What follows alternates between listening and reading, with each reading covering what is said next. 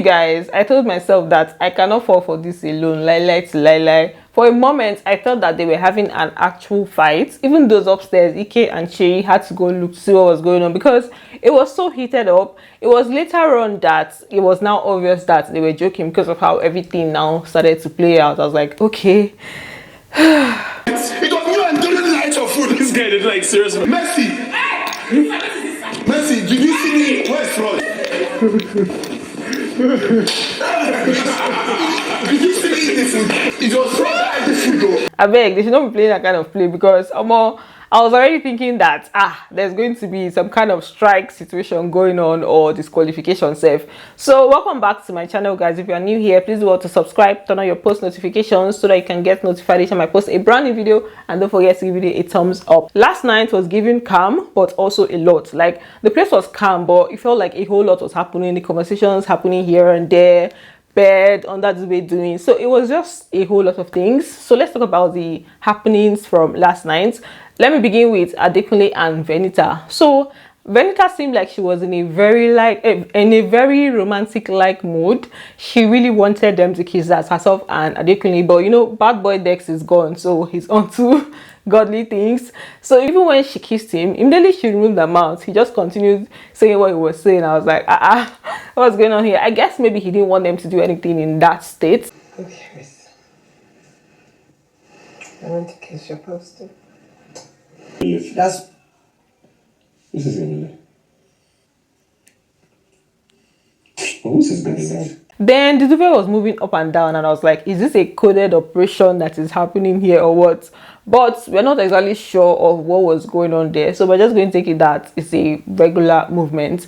Then after some time, they were now talking about, you know, they were just talking, and then Venita was telling him what she told somebody in the house. I think it was Kidwaya that she was having a conversation with Abishai, and she told the person that she likes Adekunle and he's her peace, and she's going to protect her peace at all costs. I don't know nothing about him. I like him and he's my peace. So I'm going to be protecting my peace at all costs.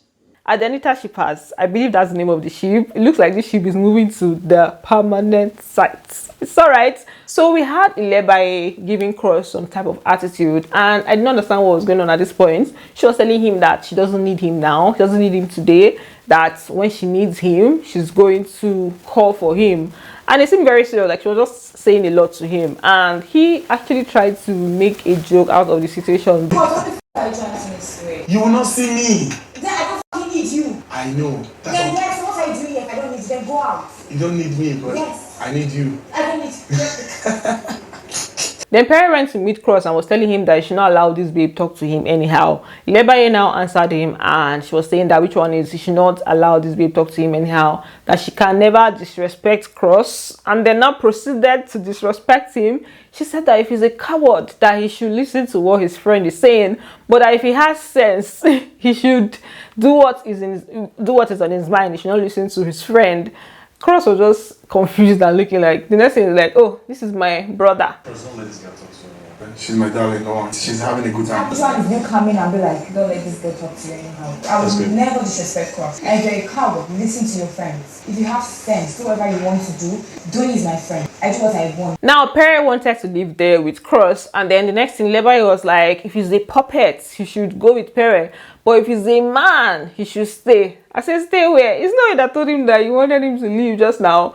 And then Cross accepted his puppet name straight up. He was like, yes, I'm a puppet. And then he now left. Cross, if you are a puppet, you follow him. But if you're a man, you stay. Peace. He's not a puppet though, but don't worry. I'm a puppet. When they left, Pere said that Ilebaye is mentally unstable. Chai, that when she drinks, she'll just be behaving anyhow. And then Cross now agreed to that. I say, okay.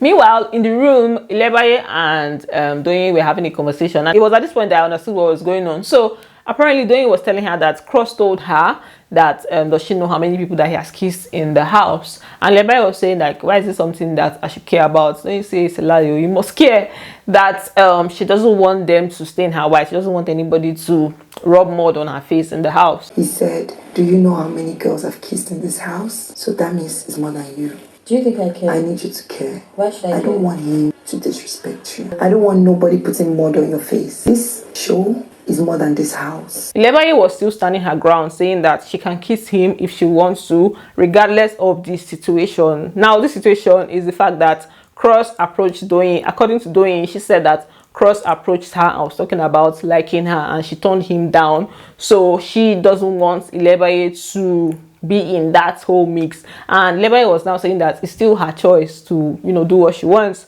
And Doyin no agree. She was still standing on the mantra of disrespect. If I want to kiss him, I would fucking call him. I want to kiss you. And if I don't want to, it's my choice. I get that, but no, I don't want him putting mud on your face. He knows that I'm your friend. Why is he gonna move to me? I'm your friend. That's disrespectful to you. And I said that to him. You are a big fool. So it was at this point that Doyin acknowledged that Lebi had a lot to drink, which is why I didn't even think that this was the right time to have the conversation. Well, Doyin was still persistent on making her see this situation as disrespectful. Lebi did not want to see it that way. She said she just wants to have fun. Nobody's gonna put mud on your face. Don't let him do that. I just want you to be aware of what he's saying. Whatever you choose to do, that's on you. But I need you to be aware of what he's saying. Let me tell you something. And you need to stop drinking so much, baby. Then Ilebaye was now saying that she had a lot to drink because of fear of eviction, and then Doyin was now telling her that she's not going to go anywhere, that the public would definitely like her, just trying to encourage her. The next thing, Ilebaye was crying. I said, okay. You're going to be here. Don't worry. You're not going anywhere, by God's grace. Then we had Soma, on the other hand, also getting emotional because of the whole Sunday eviction fever situation. Yura was trying to encourage him, telling him that it's very entertaining. And, he was giving everything he's supposed to give, which was really cool. But the funny part was when she mentioned Adekunle as the person that will leave. As in before Soma will leave, Adekunle would have left. That is it because she made a statement about you think it's because it's in a ship, and I was like, okay. You're going to be part of the top finalists. Is it dressing? Is it talent? Is it personality? You have every freaking shit. You think he's going to stay because he's in a ship? Fam, so when you don't know yourself, do not let 2017 mess up your head. Outside, we had Ike and Messi also talking about eviction. Ike was predicting the people that he feels will leave today. He mentioned Doyin, he mentioned white money. I say, ha.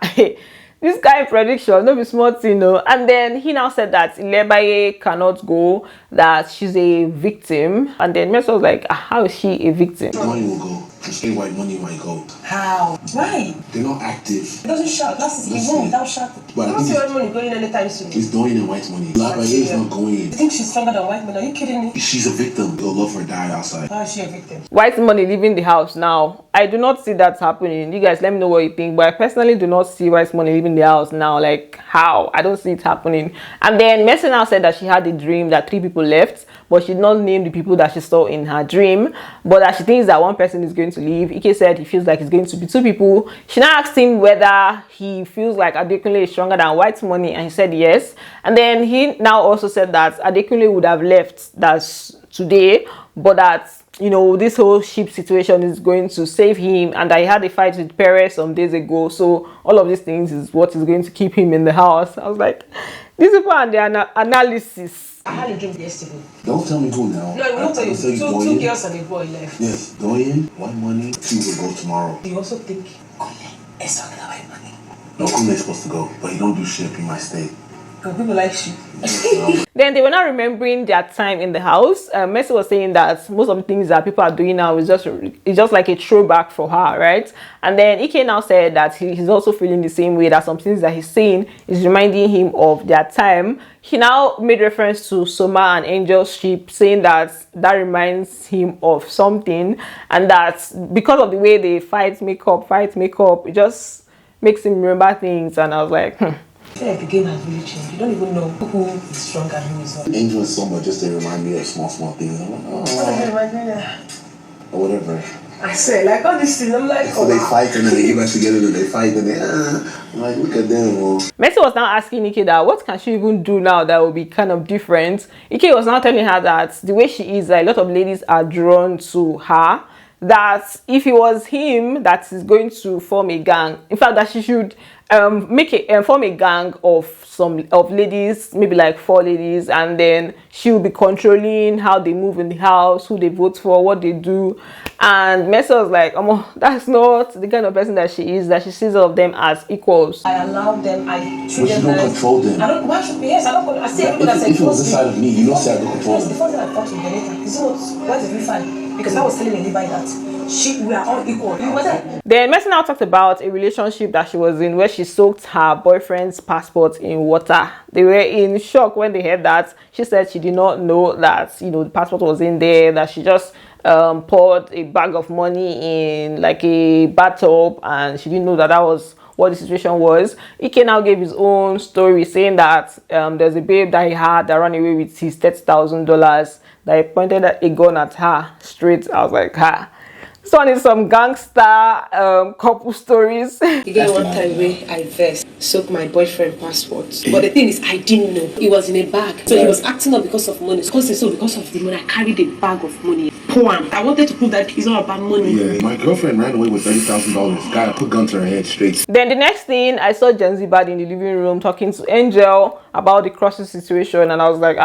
Gen Z Bad, don't they fall in love or what? I don't understand. And then just the fact that she said she was not going to listen to Doyin, but she was literally acting on what Doyin said because she wanted to know what she was going to do moving forward. I mean, she was taking it personal. You told somebody that he has kissed girls in the past. That's why you told the person that he has kissed girls. Just be straight up and tell him what it is. You don't have to tell him, I like you. Just be like, what is the dynamic? If not, you keep on questioning. I'm just going to treat him how I treat other housemates. He knows that I can't respect him. Then at some point during their conversation, Angel now said that she had learned the importance of effective communication from Soma.